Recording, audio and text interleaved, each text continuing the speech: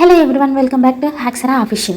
మనలో ఏంటి అంటే చాలా మందికి సైబర్ సెక్యూరిటీ కింద జాబ్ తెచ్చుకోవాలని ఉంది. అంటే సింపుల్ గా చెప్పాలి అంటే కెరియర్ స్టార్ట్ చేయాలని ఉంది. బట్ మెయిన్ ప్రాబ్లం వచ్చేసి మనకి సర్టన్ గైడెన్స్ అనేది ఉండదు. ఏ రోల్స్ ఉంటాయి, వాళ్ళ రెస్పాన్సిబుల్స్ ఏంటి, అసలు ఎక్కడి నుంచి స్టార్ట్ చేయాలి, ఏం చేయాలి, ఎవరు చెప్పరు, మీకు అర్థం కాదు. Okay, let's see. ఇప్పుడు మనం దాని గురించి డిస్కస్ చేసుకుందాం. ఫస్ట్ ఆఫ్ ఆల్ అన్నిటికన్నా ముందు మనం సైబర్ సెక్యూరిటీ గురించి తెలుసుకుందాం. అసలు సైబర్ సెక్యూరిటీ అంటే ఏంటి? Cyber security is the practical of protecting systems, networks and programs from digital attacks. These cyber attacks are usually aimed at accessing, changing or destroying sensitive information, extorting money from users via ransomware or interrupting normal business processes. Okay fine. ఇక్కడ చూసుకున్నట్లయితే మనకి definition అనేది కొంచెం confuse గా ఉండేది guys. ఎవరైతే ఇప్పుడు వింటున్నారో కొత్తగా వాళ్ళకి, ఎందుకంటే ఇక్కడ ransomware అంటే ఏంటి, ఇవన్నీ వాళ్ళకి తెలియదు అనమాట. సింపుల్ గా చెప్పాలంటే మనం బాగా ఇంటర్నెట్ మీద డిపెండ్ అయ్యేస్తున్నాం గైస్. అంటే ఆన్లైన్ షాపింగ్ దగ్గర నుంచి మనం మనీ ట్రాన్స్ఫర్ చేసుకోవాలనుకున్నా మనం బయటకు వెళ్లాల్సిన అవసరం లేదు, ఆర్ఎల్స్ మనం బ్యాంక్ వెళ్లాల్సిన అవసరం లేదు. ప్రతిదీ కూడా ఇంటర్నెట్ మీద డిపెండ్ అయ్యేస్తున్నాం అనమాట. అయితే ఇక్కడ ప్రాబ్లం ఏంటి అంటే మనం డిజిటల్ గా వెళ్తున్నాం. ఇందులో ఏంటి అంటే కొన్ని అడ్వాంటేజెస్ ఉన్నాయి, కొన్ని డిసడ్వాంటేజెస్. అయితే coming to the cyber security, ఇది ఎలా వర్క్ అవుతుంది అంటే, సైబర్ అంటే ఏంటి guys? Actually this is nothing but the virtual world, అంటే డిజిటల్ వరల్డ్ అనమాట. సింపుల్ గా చెప్పాలంటే మనం అందరం జీవిస్తుంది అందులోనే. ఒక్కళ్ళం కూడా ఫోన్ లేకుండా ఉండలేము. ముసలి దగ్గర నుంచి పిల్లల వరకు ప్రతి ఒక్కరు ఇంటర్నెట్ ని యూజ్ చేస్తున్నారు. అయితే ఇక్కడ ప్రాబ్లం ఏంటి అంటే నా డేటా అనేది మనం ట్రాన్స్ఫర్ చేసుకుంటాం గైస్ ఈ ఇంటర్నెట్ ద్వారానే. ఈ ఇల్లీగల్ హ్యాకర్స్ ఎవరైతే ఉన్నారో వాళ్ళు ఇల్లీగల్ గా మన డేటాని దొంగలించి అమ్మడానికి కానీ, లేదనుకుంటే మన రెప్యుటేషన్ ని దెబ్బతీయడానికి కానీ చూస్తారు. దానికోసం ఈ సైబర్ సెక్యూరిటీ అనే దాన్ని ఇంట్రడ్యూస్ చేశారనమాట. సైబర్ అంటే ఏంటి? Digital world. మరి సెక్యూరిటీ అంటే ఏంటి? రక్షణ. అయితే ఈ డిజిటల్ వరల్డ్ కి రక్షణ కల్పించేదే సైబర్ సెక్యూరిటీ అనమాట. సో చాలా మందికి డౌట్ ఉండొచ్చు, ఎథికల్ హ్యాకర్ ఎవరు, సైబర్ సెక్యూరిటీ ఎవరని. యాక్చువల్లీ సైబర్ సెక్యూరిటీ అనేది పెద్ద డొమైన్ అనమాట. అయితే ఈ సైబర్ సెక్యూరిటీ కింద ఎథికల్ హ్యాకర్స్ ఉంటారనమాట. ఓకేనా? సైబర్ సెక్యూరిటీ ఎథికల్ హ్యాకర్స్ వేరు కాదు guys. Cyber security ethical hacker అనేది ఒక పార్ట్ అనమాట. ఓకేనా? Don't worry. చాలా మంది ఏంటి అంటే ఎథికల్ హ్యాకర్ వేరు, సైబర్ సెక్యూరిటీ వేరు అని అనుకుంటారనమాట. కాదు గైస్, ఇద్దరు ఒకటే. So let's see. ఇప్పుడు వచ్చేసి మెయిన్ పెద్ద క్వశ్చన్, అందరూ కెరియర్ ని ఈ క్వశ్చన్ అడగానే స్టాప్ చేసేస్తారనమాట. భయపడేసి స్టాప్ చేసేస్తారు. సో సైబర్ సెక్యూరిటీలో కోడింగ్ అవసరమా గైస్? నన్ను అడిగితే కోడింగ్ మ్యాండేటరీ ఏం కాదు. ఓకే, కోడింగ్ నేర్చుకుంటే మీరు ఇంకా అడ్వాన్స్డ్ చేయొచ్చు అనమాట. అంతే తప్ప కోడింగ్ ఏం నెసెసరీ కాదు. లేని రోల్స్ కూడా ఉన్నాయి సైబర్ సెక్యూరిటీలో.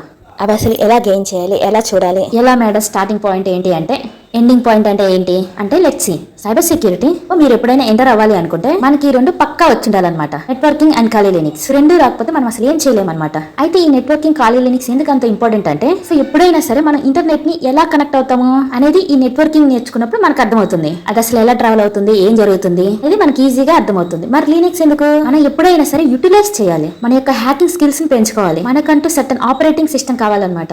దానికి మీరు ఖాళీ లినిక్స్ నేర్చుకునేసి ఉండాలి. ఈ రెండు నేర్చుకోవడం అంత కష్టమా అంటే కష్టం కాదు గైస్, చాలా easy. Okay, next one is the hackers. Types of hackers. Let's see. ఈ హ్యాకర్స్ ఎవరు, టైప్స్ ఆఫ్ హ్యాకర్స్ ఎవరు అని అనుకోవచ్చు. యాక్చువల్లీ గైస్ మనం అందరం 3 టైప్స్ ఆఫ్ హ్యాకర్ గురించి అయితే మాట్లాడుకుంటాం సైబర్ సెక్యూరిటీ ఫీల్డ్ లో. Black hat hacker. ఇతరు ఎవరు అంటే ఇల్లీగల్ హ్యాకర్ అనమాట. సింపుల్ గా చెప్పాలంటే మన సిస్టమ్స్ ని మనకు తెలియకుండా హ్యాక్ చేసి మన డేటా అంతా తీసుకునేసి మనల్ని బెదిరిస్తూ ఉంటాడు అనమాట. ఇతను black hat hacker. Next one is the grey hat hacker. ఇతను ఎవరు అంటే సింపుల్ గా చెప్పాలంటే షో ఆఫ్ హ్యాకర్ అనుకోండి. ఇతను చేసేవి చెడ్డ పనులే, కాకపోతే ఎవరికి హార్మ్ చేసే విధంగా అయితే ఉండవు. అంటే సింపుల్ గా చెప్పాలంటే ఫ్రెండ్స్ మీద ఫ్రాంక్ చేయడం, లైక్ ఫేస్బుక్ హ్యాకింగ్ ఫ్రాంక్, లేదనుకుంటే ఇన్స్టాగ్రామ్ హ్యాకింగ్ ఫ్రాంక్, ఇలా చేసి మనం ఆ ఫ్రెండ్ కి హార్మ్ చేస్తున్నామా, లేదనుకుంటే మిస్యూజ్ చేస్తున్నామా, చేయట్లేదు, జస్ట్ ఫన్ కోసం మాత్రమే చేస్తున్నాం. సో వాళ్ళని మనం గ్రే హ్యాట్ హ్యాకర్ అని పిలుస్తాం. అంటే వీళ్ళ వల్ల హార్మ్ఫుల్నెస్ ఏముండదు, జస్ట్ ఫన్ కోసం మాత్రమే చేస్తూ ఉంటారు. And coming to the white hat hacker. White hat hacker ఏం చేస్తారంటే టోటల్లీ లీగల్ గైస్. లీగల్ గా గవర్నమెంట్ ఆర్గనైజేషన్స్ దగ్గర నుంచి ప్రైవేట్ ఆర్గనైజేషన్స్ వరకు మన సిస్టమ్స్ గానీ అందరినీ గానీ సెక్యూర్ చేస్తూ ఉంటారన్నమాట. సింపుల్ గా చెప్పాలంటే హ్యాట్ హ్యాకర్స్ ఏమంటాం? ఎథికల్ హ్యాకర్స్ అంటాం. Okay, let's see. ఇక్కడ వచ్చేసి మనకి offensive security and defensive security 2 types ఉంటాయి గైస్ సెక్యూరిటీలో. ఎప్పుడైనా అఫెన్సివ్ సెక్యూరిటీ అంటే రెడ్ టీమ్ అని, డిఫెన్సివ్ సెక్యూరిటీ అంటే బ్లూ టీమ్ అని పిలుస్తాం. అయితే ఈ రెడ్ టీమ్ కి బ్లూ టీమ్ కి తేడా ఏంటి మేడము అంటే గైస్, ఇక్కడ నేను చూడగానే మీకు అర్థమైపోయి ఉండాలి. Offensive and defensive. అఫెన్సివ్ అంటే ఏంటి? యుద్ధం చేసేది. డిఫెన్సివ్ అంటే కాపాడుకునేది. ఇప్పుడు సింపుల్ గా ఒక ఎగ్జాంపుల్ తీసుకుంటే, మన ఆర్మీ ఉంది, బోర్డర్ దగ్గర నిల్చుని కాపలా కాస్తుంది అనుకుందాం. ఎవరు లోపలికి రాకుండా కాపలా కాస్తుంది అనమాట. లోపలికి వచ్చిన తర్వాత ఫారెస్ట్ ఇన్వెస్టిగేషన్ ఆఫీసర్స్ చాలా మంది ఉంటారన్నమాట. వాళ్ళందరూ ఏం చేస్తారు? ఇన్వెస్టిగేషన్ చేసి వాళ్ళని పట్టుకుంటారనమాట. అంటే సింపుల్ గా చెప్పాలంటే లోపలికి ఎవరిని ఎంటర్ అవ్వకుండా చూసుకుంటారనమాట డిఫెన్సివ్ సెక్యూరిటీ వాళ్ళు. When coming to the offensive security, వీళ్ళేంటి డైరెక్ట్ గా యుద్ధం చేసేస్తారు గైస్. అటాక్ చేయడం స్టార్ట్ చేస్తారనమాట. ఎలిమినేట్ చేసేస్తారు ఎవరైనా రాగానే. డిఫెన్సివ్ వాళ్ళు ఏంటి, ఎవరైనా వచ్చిన తర్వాత ఏం చేయాలి వాళ్ళకి తెలిసిండిద్ది అనమాట. ఎవరిని పట్టుకోవాలి, ఎలా వాడాలి వాళ్ళకి తెలిసిండిద్ది అనమాట. Coming to the cyber security కూడా అంతే గైస్. సైబర్ సెక్యూరిటీలో ఏమవుతుంది అంటే ఫస్ట్ వీళ్ళని సిస్టమ్స్ మీద సర్వర్స్ మీద అటాక్ చేస్తారనమాట. తర్వాత సెక్యూర్ చేస్తారు. నెక్స్ట్ ఏంటి, డిఫెన్సివ్ వాళ్ళు ఏం చేస్తారు, ఓకే అంతా సెక్యూర్ గా ఉంది అనుకునే టైంలో ఎవరైనా కొత్త హ్యాకర్ కొత్త టెక్నిక్స్ ని యూజ్ చేసి ఎవరైనా లోపలికి అవచ్చు అనమాట. అప్పుడు ఏమవుతుంది అంటే ఈ బ్లూ టీమ్ వాళ్ళు రెడీగా ఉంటారనమాట. ఆయన లోపలికి వస్తున్నారేమో అనేసి చూస్తారు. ఇంకా జరుగుతూ ఉంటుంది అనమాట. అండ్ ఐ నో చాలా కన్ఫ్యూజ్ గానే ఉంటుంది. And coming to offensive and defensive security, don't worry guys, ఇవన్నీ కూడా నెమ్మదిగా అర్థం అవుతుంది. ఫుల్ వీడియో అయితే చూడండి. So let's see. ఇప్పుడు వచ్చేసి మనం cyber security road map for beginners. అసలు బిగినర్స్ కి సైబర్ సెక్యూరిటీ ఎలా చూస్ చేసుకోవాలి, ఏ డొమైన్ నుంచి ఎలా వెళ్ళాలి, ఎక్కడి నుంచి ఎలా స్టార్ట్ చేయాలి, ఎలా ఎండ్ చేయాలి అనేది తెలీదు. ఇక్కడ చూసుకుంటే మనకి నేను స్టార్టింగ్ లోనే చెప్పాను మీకు నెట్వర్కింగ్ అండ్ లినక్స్ అయితే కంపల్సరీగా వచ్చేసి ఉండాలి అనేసి. అదే మెయిన్ ఫౌండేషన్ గైస్. అది నేర్చుకోకుండా మీరు ఏం చేయలేరు. సో ఫౌండేషన్స్ అనేది మీరు ఈజీగా నేర్చుకోగలరు. నెట్వర్కింగ్ అండ్ లినక్స్ అనేది పెద్ద అంత కష్టమే కాదు. ఓకే, సో అది నేర్చుకున్న తర్వాత ఎథికల్ హ్యాకింగ్ నేర్చుకుంటారు గైస్ మీరు. ఎథికల్ హ్యాకింగ్ లో ఏమవుతుంది అంటే స్నిప్పింగ్ అంటే ఏంటి, రాన్సమ్ వైర్ అంటే ఏంటి, వైరసెస్, వామ్స్, ట్రోజన్స్ ఇవన్నీ అంటే ఏంటో తెలుసుకుంటాం. సోషల్ ఇంజనీరింగ్ ఇలాంటి టాపిక్స్ గురించి తెలుసుకుంటాం. బట్ చాలా మంది ఏమనుకుంటారు, ఎథికల్ హ్యాకింగ్ నేర్చుకోగానే మనం తోపు తురుము అనేసి ఫీల్ అయిపోతా ఉంటారు. బట్ అలా కాదు గైస్. ఎందుకంటే ఎథికల్ హ్యాకింగ్ అయిపోయిన తర్వాత మీ ఒరిజినల్ కెరీర్ అనేది స్టార్ట్ అవుతుంది అనమాట. ఇక్కడ మీరు కింద 3 టైప్స్ చూడొచ్చు, bug bounty Hunter, VAPT, SOC. అయితే ఇక్కడ బగ్ బౌంటీ హంటర్ ఎవరు అంటే గనక ఫ్రీలాన్సర్, అంటే ఇంట్లో కూర్చొని కూడా పని చేస్తూ ఉంటాడు, ఏ కంపెనీకి వర్క్ చేయడం అనమాట. నెక్స్ట్ వన్ VAPT అంటే వెల్నరబిలిటీ అసెస్మెంట్ అండ్ పెనట్రేషన్ టెస్టింగ్ అంటాం. యాక్చువల్లీ ఈ VAPT వాళ్ళు ఏం చేస్తారంటే ఆర్గనైజేషన్ దగ్గరికి వెళ్ళేసి అఫెన్సివ్ సైడ్ అంటే ఏంటి, ఇందాక మనం మాట్లాడుకున్నాం కదా, వీళ్ళు అటాక్ చేస్తారనేసి, వీళ్ళు అటాక్ చేసి వాళ్ళకి చెప్తారనమాట, మీకు ఇక్కడ ఈ వీక్నెస్ ఉంది, మీరు దీన్ని క్లియర్ చేసుకోండి అని చెప్తారనమాట. నెక్స్ట్ వన్ వచ్చేసి SOC. వీళ్ళు ఏం చేస్తారు అంటే, నేను ఇందాక నన్ను చూడండి డిఫెన్సివ్ అని, అదే ఎవరైనా వస్తున్నారు అంటే వాళ్ళకి వచ్చేసి హ్యాక్ చేస్తున్నారు, హ్యాక్ చేసిన తర్వాత నెక్స్ట్ ఏం చేయాలి, ఎలా ప్లాన్ చేయాలి, వాళ్ళని ఎలా పట్టుకోవాలి అనేది SOC మీద డిపెండ్ అయ్యేసి ఉంటుంది అనమాట. సో ఈ మూడిట్లలో మీరు ఏదో ఒకటి చూస్ చేసుకోవాలి guys. Bug bounty hunting, VAPT, SOC. ఈ మూడిట్లలో నేను ఏది చూస్ చేసుకోగలుగుతాను మేడం అంటే మీరు ఒక డౌట్ అడగొచ్చు. అయితే అది మీ డిఫెన్స్ అనమాట. బగ్ బౌంటీ హంటింగ్ అంటే మీకు సింపుల్ గా చెప్పాలి అంటే వీళ్ళు ఏం చేస్తారు, ఇప్పుడు నేనే ఉన్నా ఒక కంపెనీని తీసుకుంటా, మైక్రోసాఫ్ట్ అవ్వచ్చు, నోకియా అవ్వచ్చు, పేపాల్ అవ్వచ్చు, ఏదైనా అవ్వచ్చు. నేనేం చేస్తాను అంటే ఆ సిస్టమ్ ని హ్యాక్ చేస్తా. హ్యాక్ చేసిన తర్వాత నేనేం చేస్తా, వాళ్ళకి రిపోర్ట్ చేస్తా అనమాట.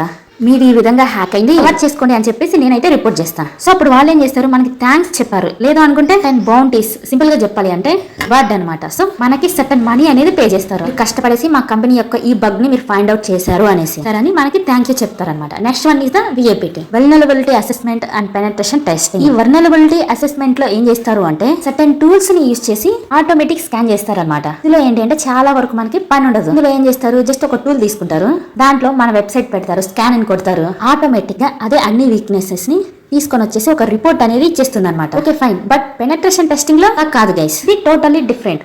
అంటే ఇందులో ఏం చేస్తారు అంటే కొన్ని సర్టన్ టూల్స్ ని యూజ్ చేయాలి, బర్బ్ టూల్స్ యూజ్ చేయాలి. అంటే టూల్స్ ని యూజ్ చేసుకుని మాన్యువల్ గా టెస్ట్ చేయాలన్నమాట. చేయాల్సి ఉంటుంది బర్బ్ సుడ్. ఆ తర్వాత దాని మీద రిపోర్ట్ అనేది జనరేట్ చేయాలన్నమాట. సో ఇది vulnerability assessment and penetration testing definition. So next one is the SOC, security operation centres. So వీళ్ళు ఏం చేస్తారు అంటే సింపుల్ గైస్, ఎప్పుడైనా సరే ఎవరైనా సరే మన లోపలికి ఎంటర్ అవుతున్నారు అంటే ఒక హ్యాకర్ హ్యాక్ చేయడానికి ట్రై చేస్తున్నాడు, లేదు అనుకుంటే హ్యాక్ చేసేసావు తర్వాత ఏం చేయాలనేది వీళ్ళకి తెలుస్తుంది అనమాట. సో అప్పుడు వీళ్ళు ఏం చేస్తారు, ఆపడానికి ట్రై చేస్తారు. అంతేకాకుండా ఒకవేళ ఎంటర్ అయిన తర్వాత ఏం చేస్తారు, పట్టుకోవడానికి ట్రై చేస్తారు అనమాట. సో SOC అనేది ఇది. యాక్చువల్ గా బిగినర్ స్టేజ్ లో ఉన్నాం కదా మేడం, ఈ మూడిట్లలో కెరియర్ ని సెట్ చేసుకోవడం ఎలా అంటే మీకు క్లారిటీ వచ్చి ఉంటుంది గైస్. సింపుల్ గా చెప్పాలంటే బగ్ బౌంటీ హ్యాండింగ్ మీరు ఇంట్లో కూర్చొని కూడా వర్క్ చేసుకోవచ్చు. ఆర్ఎల్స్ మీకు సర్టన్ టెస్టింగ్ అంటే ఇప్పుడు కొన్ని వెబ్ టెక్నాలజీస్ మీద ఐడియా ఉంది అంటే vulnerability assessment and penetration testing.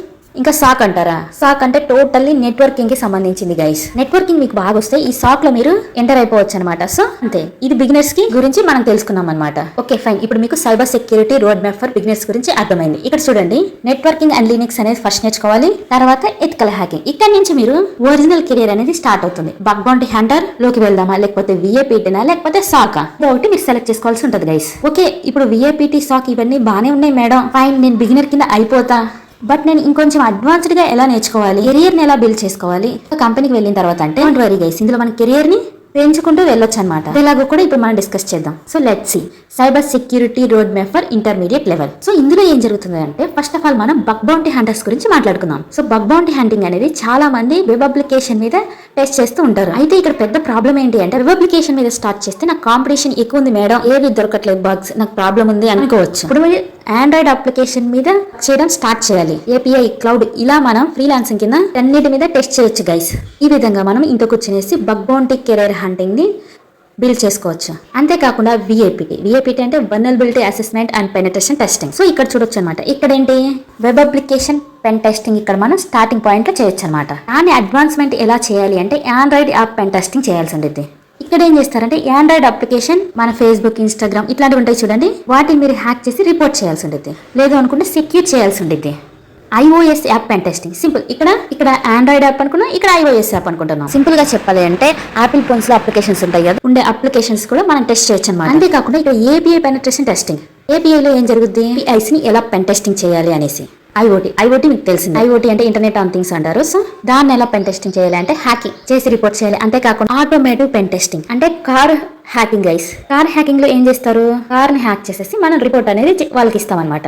And wireless pen testing అంటే సింపుల్ గా చెప్పాలంటే వైఫై హ్యాకింగ్ కాదు గైస్, ఇది బ్లూటూత్ దగ్గర నుంచి టెలికమ్యూనికేషన్ వరకు అంతా వైర్లెస్ జరుగుతుంది. దాన్ని ఎలా హ్యాక్ చేసి రిపోర్ట్ జనరేట్ చేస్తాం అనేది ఈ wireless pen testing. After that infrastructure pen testing. ఇందులో ఏంటి అంటే టోటల్ గా మీరు ఫైర్ వాల్స్ దగ్గర నుంచి ఎస్కలేషన్ ప్రతిదీ ఈ ఇన్ఫ్రాస్ట్రక్చర్ పెనిట్రేషన్ టెస్టింగ్ లో మాత్రమే జరుగుతుంది. అంటే హోల్ ఆర్గనైజేషన్ ని ఇది సెక్యూర్ చేస్తుంది. Next one is the cloud pen testing. Cloud pen testing లో ఏం జరుగుతుంది, క్లౌడ్ కి సంబంధించిన పెన్ టెస్టింగ్ అనేది మనం చేస్తాం. అంతేకాకుండా networking pen testing guys. Networking pen testing లో ఏం జరుగుతుంది అంటే ఇప్పుడు మనకి సర్టన్ ప్రోటోకాల్స్ కానీ ఇవన్నీ ఉంటాయి అనమాట. పాత పడిపోయిన ప్రోటోకాల్స్ కానీ అవుట్ డేటెడ్ వర్షన్స్ వాడుతున్నారు అంటే మనము ఈ నెట్వర్కింగ్ పెన్ టెస్టింగ్ లో కనిపెట్టొచ్చు అనమాట.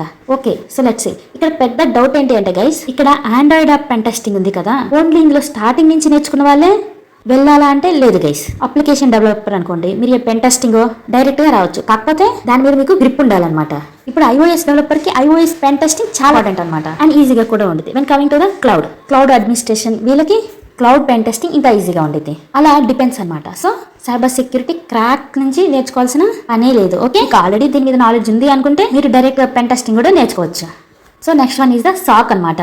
గైస్ ఈ సాక్ ని డిఫైన్ చేయడం చాలా కష్టం అనమాట, ఎందుకంటే సాక్ లో మనకి 3 టైప్స్ ఉంటాయి అనమాట. చాలా మంది ఏంటి అంటే స్టార్టింగ్ కెరీర్ దీన్నే చూస్ చేసుకుంటారు. ఇక్కడ ఏం చేస్తారు అంటే వాళ్ళు ఏం చేయరు గైస్, ఒక టూల్ ని వాడతారు. క్యూరైడర్ అని చెప్పేసి, స్ప్లంక్ అని చెప్పేసి ఇలాంటి టూల్స్ ని వాడుతూ ఉంటారు. ఆ టూల్స్ ని యూజ్ చేసుకునేసి ఎవరైనా హ్యాకర్ అటాక్ చేయడానికి వస్తున్నాడు అంటే నోటిఫికేషన్స్ పడతాయి, అంటే అలర్ట్స్ పడతాయి అనమాట. లాక్స్ ఉంటాయి, ఆ లాక్స్ అన్నిటిని చెక్ చేసి వీళ్ళు ఏం చేస్తారు, రిపోర్ట్ చేస్తారనమాట ఈ L2 వాళ్ళకి. ఓకే, ఇది L1 అనమాట. L2 లో ఏం జరుగుద్ది అంటే guys, compare to L1, L2 కొంచెం అడ్వాన్స్డ్ గా ఉంటుంది. ఇన్సిడెంట్ రెస్పాండర్ అని కూడా అంటారు. వీళ్ళు ఏం చేస్తారు అంటే ఇన్సిడెంట్ అయినప్పుడు ఎలా రెస్పాండ్ అవ్వాలి, అంటే నెక్స్ట్ స్టెప్ ఏం తీసుకోవాలి, ఎలా చేయాలి, అంటే కాకుండా వీళ్ళు L3 కి రిపోర్ట్ చేస్తూ ఉంటారనమాట. ఓకే, L3 వాళ్ళు ఏం చేస్తారు, వీళ్ళకన్నా చాలా అడ్వాన్స్డ్ గైస్. అంటే సింపుల్ గా చెప్పాలి అంటే మాల్వేర్ ఎనాలిసిస్, రివర్స్ ఇంజనీరింగ్ వరకు వీళ్ళకి అన్ని వచ్చుంటాయి అనమాట. అంటే ఏదైనా వైరస్ ని ఈజీగా బయటికి తీయగలరు గైస్. అందులో ఏమన్నా కనిపించినా, లేదనుకుంటే ఒక హ్యాకర్ ఎంటర్ అయ్యేస్తున్నా సింపుల్ గా చెప్పాలి అంటే L1 తర్వాత L2 చేయగలరు, L2 తర్వాత L3 చేయగలరు. ఓకే, ఈ లెవెల్స్ కి రాగలరు అనమాట సాక్ లో. That's it guys. And next one is the application security engineer. Okay, let's discuss about this engineer. ఇక్కడ ఏమవుతుంది అంటే గైస్, ఈ అప్లికేషన్ సెక్యూరిటీ ఇంజనీర్ లో మీరు చాలా మంది డెవలపర్స్ ని చూసే ఉంటారు. సాఫ్ట్వేర్ డెవలప్మెంట్ లైఫ్ సర్కిల్ అనేసి ఒకటి ఉంటుంది. అందులోకి వెళ్ళేసి వీళ్ళు ఏం చేస్తారు అంటే కరెక్ట్ గా ఉందా, ఫైన్ సెక్యూరిటీ ఉందా ఆ కోడ్ కి, అంతా బాగానే చేస్తున్నారా అని చెప్పేసి వీళ్ళు చూస్తూ ఉంటారు. యాజ్ వెల్ యాజ్ ఇంప్లిమెంట్ కూడా చేస్తూ ఉంటారు, అంటే చేయగలరు అనమాట వీళ్ళు. సో అంతేకాకుండా వీళ్ళకి స్ట్రాటజీస్ ఉంటాయి, అప్లికేషన్ ఇంకా సెక్యూర్ గా ఎలా తయారు చేయాలి అనేది కూడా ఈ అప్లికేషన్ సెక్యూరిటీలో ఇంజనీర్స్ చూసుకుంటారు అనమాట. సింపుల్ గా చెప్పాలంటే వీళ్ళు డెవలపర్స్ కమ్ హ్యాకర్స్ అనమాట, ఈజీగా చెప్పాలంటే. సో ఇక్కడ కోడింగ్ రిక్వైర్డ్ గైస్. చెప్పాను కదా కొన్నిట్లలో కోడింగ్ అనేది చాలా ఇంపార్టెంట్ అనేసి. ఇక్కడ కోడింగ్ లేని మనం ఏం చేయలేమన్నమాట. Next one is the SAST versus DAST. అయితే ఈ సాస్ట్ వర్సెస్ డాస్ట్ అంటే ఏంటి అంటే చాలా మంది కన్ఫ్యూజ్ అవుతారు. స్టాటిక్ ఎనాలిసిస్ సెక్యూరిటీ టెస్టింగ్ అంటాం, డాస్ట్ అంటే డైనమిక్ ఎనాలిసిస్ సెక్యూరిటీ టెస్టింగ్ అంటాం. అయితే ఇక్కడ చూడండి వైట్ బాక్స్ సెక్యూరిటీ టెస్టింగ్ అంటే ఏంటి, వాళ్ళు మనకి ఇన్ఫర్మేషన్ ఇస్తారు గైస్. ఇన్ఫర్మేషన్ ఇచ్చి టెస్ట్ చేయమంటాం. అంటే మీరు ఏ సర్వర్ మీద టెస్ట్ చేయాలి, కోడ్ ఇస్తారు, అన్ని ఇస్తారు. ఏంటి లైక్ డెవలపర్ అనమాట, కాస్ట్ లో డెవలపర్ లాగే పనిచేస్తాడనమాట. ఇందాక చెప్పాను కదా అప్లికేషన్ సెక్యూరిటీ ఇంజనీర్ అని. వాళ్ళకి రిక్వైర్మెంట్స్ ఏంటి అంటే కనుక సోర్స్ కోడ్ ఇస్తారనమాట వాళ్ళ చేతికి. సోర్స్ కోడ్ ఇచ్చి టెస్ట్ చేయమంటారు. ఓకే, వాళ్ళు చూస్తారు, కోడ్ టెస్ట్ చేస్తారు. Okay, SDLC software development life circle. ఇది ఎలా పనిచేస్తుంది అంటే ఎర్లియర్ స్టేజెస్, అంటే ముందుగానే మనం కనిపెట్టొచ్చు అనమాట. Next one cost of fix. ఇక్కడ చూసుకున్నట్లయితే లెస్ ఎక్స్పెన్సివ్. ఏంటి అంటే ఇక్కడ తక్కువ రేట్లో పని అయిపోతుంది. అంటే వీళ్ళు రన్ టైమ్ ఇష్యూస్ ని ఫైండ్ చేయలేరు, ఎందుకు అది ఆల్రెడీ రన్నింగ్ అవుతుంది కాబట్టి. ఎందుకు ఇది రన్నింగ్ కాదు గైస్, రన్నింగ్ కాకముందే వీళ్ళు ఆల్రెడీ డిస్కవర్ చేసిన ఫైల్ ని టెస్ట్ చేస్తున్నారనమాట, వల్నరబిలిటీస్ ని. That's it guys. Okay, issues ఈ విధంగా డిస్కవర్ చేస్తారు. When coming to the point dash చూడండి, బ్లాక్ బాక్స్ సెక్యూరిటీ టెస్టింగ్. ఇందులో ఏం జరుగుతుంది అంటే టోటల్ గా వాళ్ళకి ఎటువంటి ఇన్ఫర్మేషన్ అనేది ఇవ్వరు గైస్. డైరెక్ట్ గా అతని మొహాన్ని ఏంటి అంటే వెబ్సైట్ పడేస్తారు. నువ్వే ఇన్ఫర్మేషన్ తీసుకో, నువ్వే టెస్ట్ చేసుకో, నువ్వే ఇన్ఫర్మేషన్ గ్యాదర్ చేసుకో అని చెప్తారు. ఇంకా చెప్పాలంటే ఇతను ఎలా ఆలోచిస్తాడు, లైక్ ఒక హ్యాకర్ లాగా. ఆలోచిస్తాడు. రిక్వైర్మెంట్ సోర్స్ కోడ్ ఇందాక డెవలపర్స్ కి సోర్స్ కోడ్ ఇచ్చారు కదా, బట్ ఇక్కడ అలా కాదు. వీళ్ళకి రన్నింగ్ అప్లికేషన్స్ మీద ఇతను అన్ని తీసుకోవాల్సి ఉండేది, వీడికి వీడే ఎక్స్ప్లోర్ చేసుకోవాల్సి ఉండేది. సాఫ్ట్వేర్ డెవలప్మెంట్ లైఫ్ సైకిల్ అయిపోయిన తర్వాత వచ్చే స్టేజ్ ఇది. ఓకే, అంతా అయిపోయింది, ప్రోడక్ట్ రిలీజ్ అయిపోయింది, అప్లికేషన్ రిలీజ్ అయిపోయింది, ఆ తర్వాత చేస్తారనమాట. ఫర్ ఎక్స్పెన్సివ్ ఎందుకు, ప్రీవియస్ గా ఉంటే డెవలపర్ తోనే కూర్చొని చేసేసాం. బట్ ఇక్కడ అలా కాదు, సర్టన్ టూల్స్ ని యూస్ చేయాలి, కొంతమందిని హైరింగ్ చేసుకోవాలి, టెస్టింగ్ చేయాలి, చాలా పనులు అయితే ఉంటాయి. అంతేకాకుండా రన్ టైమ్ ఇష్యూస్ ని ఇది ఫైన్ చేయగలదు గైస్. ఈ విధంగా సాస్ట్ వర్సెస్ డాష్ అనేది వర్క్ అవుతుంది. స్టాటిక్ అనాలిసిస్ అంటే సింపుల్ గా చెప్పాలి అంటే కోడ్ ని రివ్యూ చేయడం. డాష్ డైనమిక్ అనాలిసిస్ అంటే కోడింగ్ అవసరం లేదు, డైరెక్ట్ గా ఇలాంటి టూల్స్ ని యూస్ చేసుకుని టెస్ట్ చేస్తాడు.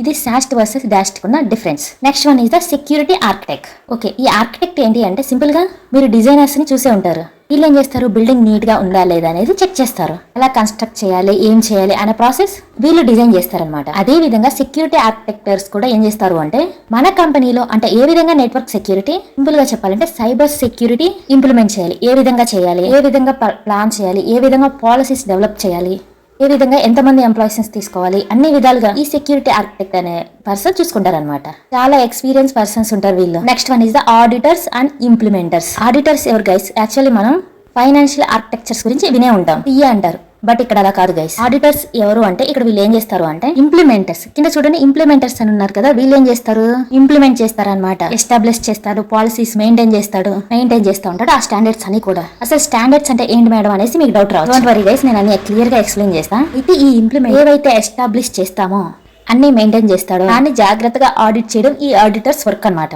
ఆ కంపెనీలు అన్ని బాగా జరుగుతున్నాయా లేదా, ఆ పాలసీస్ ప్రకారం రన్ అవుతుందా, అంతా ఓకేనా. అంతేకాకుండా ఆడిటర్స్ ఎలా ఉంటారు, first party auditors, second party, third party auditors అని ఇలా 3 పార్ట్లు అయితే ఉంటాయి. సో ఈ 3 రకాలు కూడా వీళ్ళు చూసుకోగలుగుతారు అనమాట.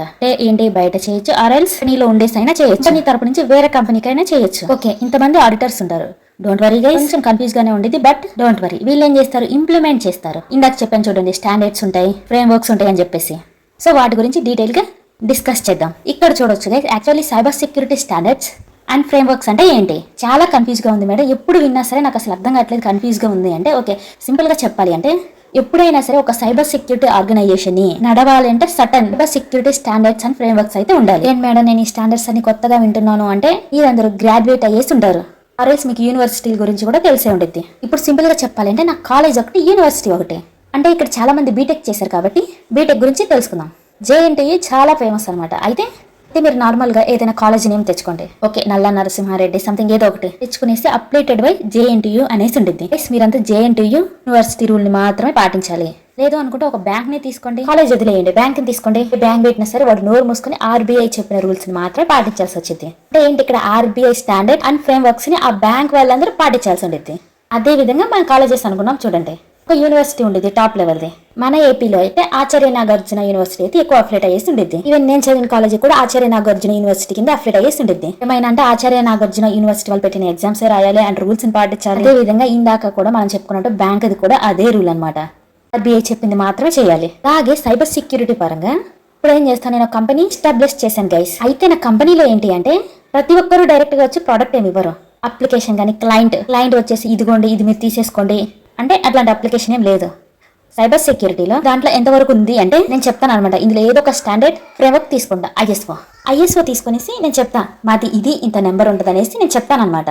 స్టాండర్డ్స్ అండ్ ఫ్రేమ్వర్క్స్ ని యూజ్ చేస్తున్నామని చెప్తా. అప్పుడు అతనికి ట్రస్ట్ వస్తుంది అనమాట. సర్టిఫికేట్ చూపిమంటారు, ఓకే నేను చూపిస్తాను, ఓకే ఫైన్ డన్, మేము మీకు ప్రాజెక్ట్ ఇస్తాం. ఎందుకంటే ఐఎస్ఓ అనేది సింపుల్ గా మన సెక్యూరిటీ సిస్టమ్ అంతా బాగానే ఉందని చెప్పేసి చెప్తుందన్నమాట. ఆ స్టాండర్డ్స్ అండ్ ఫ్రేమ్ వర్క్స్ ని యూజ్ చేస్తున్నాం. అయితే ఇలాగ ఐఎస్ఓ కాదు గైస్. ఇందులో చూడండి payment card restricts and data security system అని అంటాం.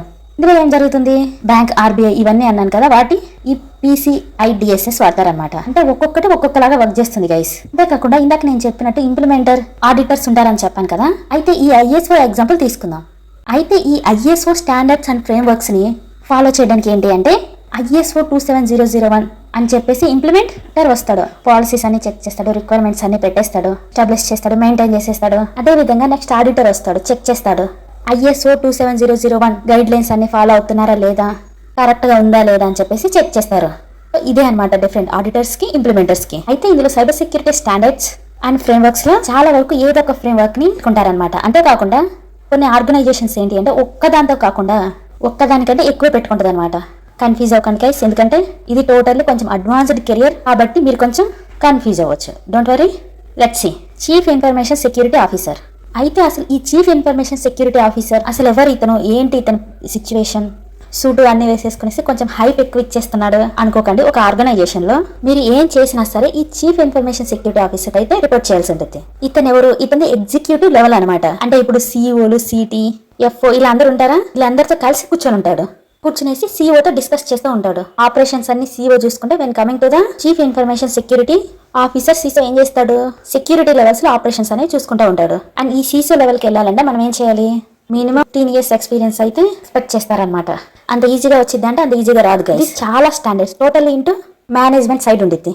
ఇదన్నమాట సీసో చేసే వర్క్. సింపుల్ గా చెప్పాలి అంటే ప్రతి ఒక్కళ్ళు సీసో కింద వర్క్ చేస్తారు. ఒక హ్యాకర్ తీసుకోండి, అప్లికేషన్ ఇంజనీర్ తీసుకోండి, ఆర్కిటెక్చర్ తీసుకోండి, ప్రతి ఒక్కళ్ళు వీళ్ళ కింద ఉంటారనమాట.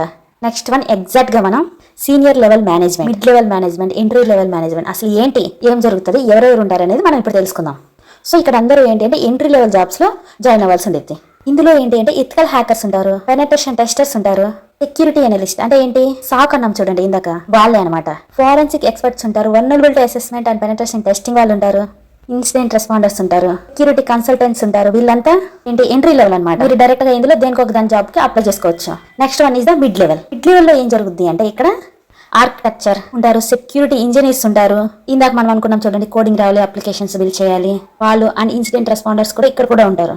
సెక్యూరిటీ ఆడిటర్స్ ఉంటారు. ఇందాక మనం మాట్లాడుకున్నప్పుడు ఇంప్లిమెంటర్స్ ఉంటారు. పాలసీ పొజిషన్స్ అంటే అవే అనమాట. ఇంప్లిమెంటర్స్ వీళ్ళందరూ ఏంటంటే పాలసీ పొజిషన్స్ కింద వస్తారనమాట. అయితే ఇక్కడ గైస్ మెయిన్ ప్రాబ్లం ఏంటి అంటే మీరు మిడ్ లెవెల్కి రావాలంటే డైరెక్ట్ గా నాకు స్కిల్ ఉంది నేను మిడ్ లెవెల్ చేసేస్తా అంటే వాళ్ళు తీసుకోరు. ఫస్ట్ ఆఫ్ ఆల్ ఎంట్రీ లెవెల్లో మీరు 2 to 3 years అనేది వర్క్ చేయాల్సి ఉంటుంది. ఆ తర్వాత మీరు మిడ్ లెవెల్కి వెళ్తారు. ఆఫ్టర్ దట్ మీరు పైన చూడొచ్చు senior level management, security directors, security managers, deputy CISO వీళ్ళందరూ ఏంటి అంటే మినిమం ఒక 10 years ఎక్స్పీరియన్స్ అయినా ఎక్స్పెక్ట్ చేస్తారు గైస్. చాలా ఎక్స్పెక్ట్ అయిపోవాలన్నమాట. తర్వాత మీకు ఈ పొజిషన్స్ ఉంటాయి అనమాట. And next one is the top roles అనమాట. సో ఇక్కడ మెయిన్ ప్రాబ్లం ఏంటి అంటే ఇంటర్మీడియట్ లెవెల్స్ కానీ కొంతమందికి అర్థం కాదు. లింక్డ్ఇన్ లో కానీ నౌకరీలో కానీ జాబ్ కి ఎలా అప్లై చేయాలి మేడం, ఏంటిది టైటిల్స్ ఏంటి ఇవన్నీ అనేసి నాకు కొత్తగా ఉన్నాయి, పిచ్చెక్కిపోతుంది, అసలు అర్థం కావట్లేదు, ఆర్గనైజేషన్స్ గురించి ఏం అర్థం కావట్లేదు అంటే don't worry guys. First engineering purpose చూద్దాం. Digital infrastructure security systems creation, implementation and maintenance అంటే ఏంటి, వీళ్ళకి ఫస్ట్ ఆఫ్ ఆల్ కోడింగ్ రావాలి. ఓకే, కోడింగ్ తో పాటు వీళ్ళకి దాన్ని తయారు చేయగలిగే క్యాపబిలిటీ ఉండాలి. ఇంప్లిమెంటేషన్ అంటే సింపుల్ గా చెప్పాలి అంటే సెక్యూరిటీ ఇంప్లిమెంటేషన్ గైస్. అంటే ప్రోడక్ట్ అంటే బాగా జరుగుతుందా లేదా, ఇంకేమైనా ఇంప్లిమెంట్ చేయొచ్చా, లేదంటే ఫైర్ వాల్స్ ఇన్స్టాల్ చేయొచ్చా, ఇవన్నీ ఉంటాయి అనమాట. సింపుల్ గా చెప్పాలంటే సెక్యూరిటీ ఇంజనీర్స్ ఏం చేస్తారు అంటే infrastructure security as well as system security, implementation security ఇవన్నీ చూసుకుంటారనమాట. సో వీళ్ళ జాబ్ టైటిల్స్ ఏంటి, ఇందాక మనం అనుకున్నట్టు అప్లికేషన్ సెక్యూరిటీ ఇంజనీర్ అవ్వచ్చు, లేదా సెక్యూరిటీ ఇంజనీర్ అని కూడా అనొచ్చు.